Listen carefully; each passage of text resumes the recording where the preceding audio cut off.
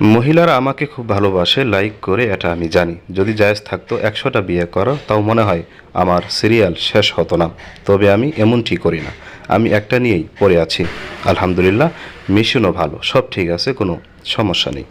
ওয়াজের পবিত্র মঞ্চে বসে এমন কুরুচিপূর্ণ বক্তব্য দিয়েছেন দেশের আলোচিত বক্তা মাওলানা আব্দুল খালেক শরীয়তপুরী।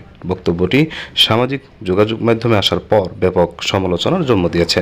বিশেষ করে সচেতন তরুণ আলেম সমাজ ওয়াজের নামে এমন নিচু মানসিকতা কোনোভাবেই মেনে নিতে পারছেন না। কারণ এখানে ধর্মীয় মজলিস ও আলেম সমাজের ভাবমূর্তির প্রশ্ন। সাধারণ নেটিজনরা প্রশ্ন তুলেছেন, একজন আলেম যিনি ধর্মীয় বিষয়ে মানুষকে পথ দেখানোর দায়িত্বে থাকেন, তার মুখে এ ধরনের অশালীন ও কুরুচিপূর্ণ বক্তব্য কতটা শোভনীয়।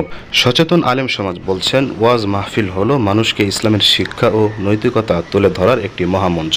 সেই পবিত্র স্থানে যদি বক্তার মুখে কৌতুক বা হাস্যরসের নামে এ ধরনের বিকৃত কুরুচিপূর্ণ মন্তব্য উঠে আসে, তবে সেটি শুধু সমাজে বিভ্রান্তি সৃষ্টি করে না, বরং ইসলাম ও আলেম সমাজের ভাবমূর্তিও চরমভাবে ক্ষুণ্ণ করে।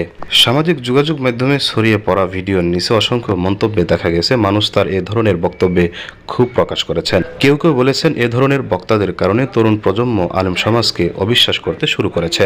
এসবের জন্য অবশ্য মাহফিল আয়োজক কমিটির ভূমিকাও কম নয়। বক্তা নির্বাচনে আয়োজকদের আরও দায়িত্বশীল হওয়া উচিত ছিল। আয়োজকরা যোগ্য মুখলিস আলেমদেরকে দাওয়াত দেওয়া শুরু করলে এসব নোংরা অযোগ্য চাপাবাজ বক্তারা এমনিতেই বিলুপ্ত হয়ে যাবে।